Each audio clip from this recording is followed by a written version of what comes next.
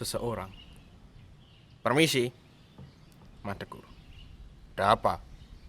Seseorang. Saya mau melonte nih. Tarkeni nganggur nggak? Madeguru. Dia sedang berkabung. Seseorang.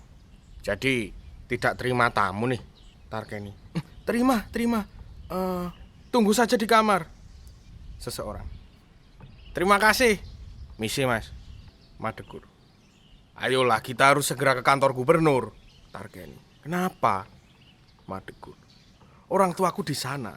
Mereka itu mencari aku. Tarkeni. Kenapa mereka di sana? Madeguru. Mereka tetap berpendapat bahwa aku ini gubernur Jakarta. Tarkeni. Tapi Madeguru, ayolah segera kita berangkat. Lalu Madeguru menarik Tarkeni keluar. Dan kemudian muncul lelaki tadi yang sudah hampir telanjang. Seseorang. Tarkeni, di mana kau? Tarkeni, woi Tarkeni. Orang itu terus menyeru nama Tarkeni sampai akhirnya keluar. Dan bersamaan dengan itu muncul beberapa orang yang nampaknya sedang bertengkar. Bapak, coba, aku sudah sebut namaku, aku sudah sebut nama anakku, aku sudah sebut pangkat anakku. Aku mestinya menyebut apa lagi supaya boleh bertemu dengan anakku? Resepsionis. Bapak boleh bertemu dengan anak Bapak, tapi tidak di sini. Bapak, di mana? Di mana lagi? Di rumahnya. Aku belum tahu di mana rumahnya. Di sini sudah jelas kantornya, dan di sini sudah jelas lebih gampang aku bisa menemuinya. Kenapa nggak boleh? Ibu, barangkali dia sedang repot, Pak. Dinas atau rapat gitu barangkali. Bapak, saya tidak peduli dia sedang apa. Saya hanya perlu ketemu sekarang juga. Sebentar, Non. Coba jawab pertanyaan saya. Non tahu buat apa saya perlu ketemu anak saya alias gubernur itu? Resepsionis. Bagaimana saya tahu, Pak? Bapak. Sebab itulah Non tidak boleh gegabah pada siapa saja yang bertamu di sini. Nah, biar jelas, saya akan uraikan secara panjang. Kenapa dan dengan tujuan apa saya perlu bertemu dengan anak saya alias si gubernur itu yang kerjanya di sini. Resepsionis tanpa peduli mulai makan siangnya. Bapak, sebentar, Non. Mau dengarkan saya atau makan saja ini? Resepsionis. Saya lapar. Ini saatnya istirahat. Ibu, kelihatannya enak ya, Non? Bapak. Baiklah, saya izinkan kau makan sambil mendengarkan saya. Saya mau bicara apa tadi, Bu? Duh, lupa saya. Ibu. Apa ya, Pak? Bapak. Saya sudah tahu. Ya, kenapa dan dengan tujuan apa saya ingin ketemu anak saya alias gubernur? Sebab sudah bertahun-tahun gubernur itu tidak pernah lagi mengirimkan wesel kepada saya. Coba tahu Nona alasan apa dia tidak mengirimkan lagi wesel-wesel kepada saya? Resepsionis. Saya kira tidak ada alasan untuk melupakan orang tuanya. Saya rasa begitu. Bapak. Ya setidak-tidaknya ia bisa menyuruh ajudannya untuk mengantarkan wesel itu ke desa saya. Resepsionis. Lalu tujuan Bapak ketemu itu apa? Bapak, ada dua. Pertama, memarahinya. Dan kedua, membujuknya. Sebentar, kapan toh anak kita itu terakhir kali mengirim wesel pada kita? Saya kok jadi lupa. Ibu, 2 Maulud yang lalu. Bapak, kau pelupa. Tidak mungkin. Coba dari mana kita dapat uang seminggu yang lalu untuk naik bus? Ibu, kamu yang lupa.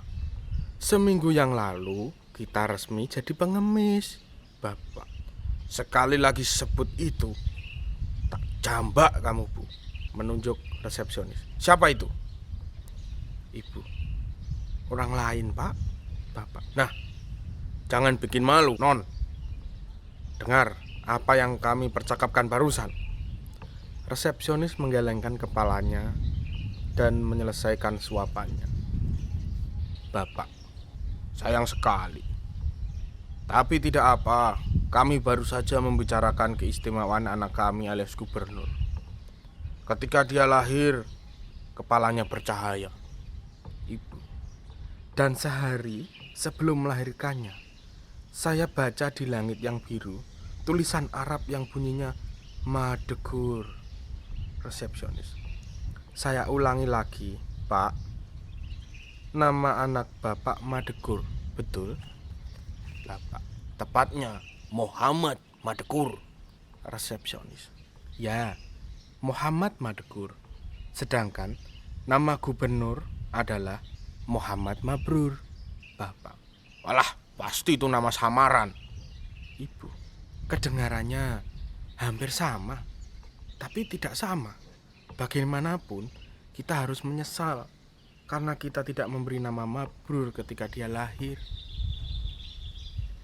Bapak. Tak usah menyesal, karena dia toh akhirnya bisa pilih nama sendiri. Ibu. Dan dipikir-pikir, antara nama Madegur dengan Mabrur nggak begitu berbeda ya, Pak. Bapak. Cuma beda beberapa huruf saja. Apakah itu harus jadi soal? Muncul Madegur dan Tarkeni. Lalu Madegur. Pak, Bapak dan Ibu diam saja. Tarkeni. Juga Bapak dan Ibu diam saja. Aneh. Bapak. Maaf, saudara siapa? Mau cari siapa? Madegur. Ini Madegur, Pak. Anak Bapak. Bapak. Madegur siapa? Anak Bapak siapa? Madegur. Kita jelaskan nanti di rumah. Kita pulang sekarang. Bapak. Kita siapa? Pulang tuh pulang kemana? Madegur. Jangan main-main, Pak. Ini kantor. Bapak. Sejak tadi sebenarnya aku ingin mengatakan hal itu.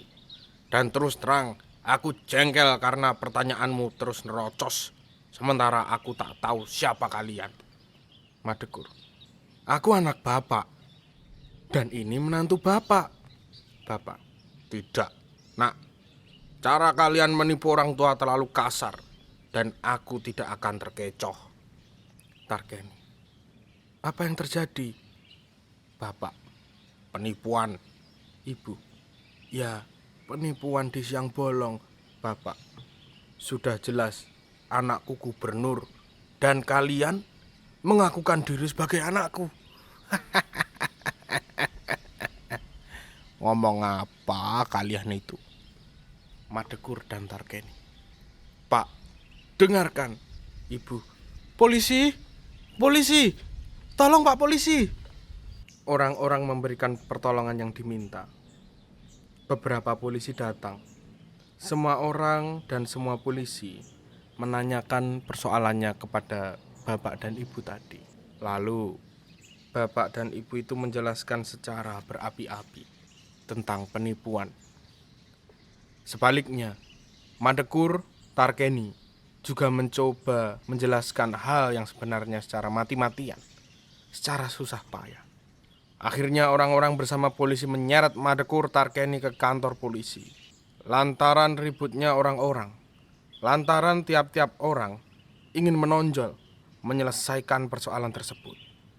Maka tiba-tiba seseorang naik ke mimbar dan mengangkat dirinya sebagai ketua, sekaligus membentuk apa yang disebutnya panitia penyelesaian persoalan pertikaian sejenis.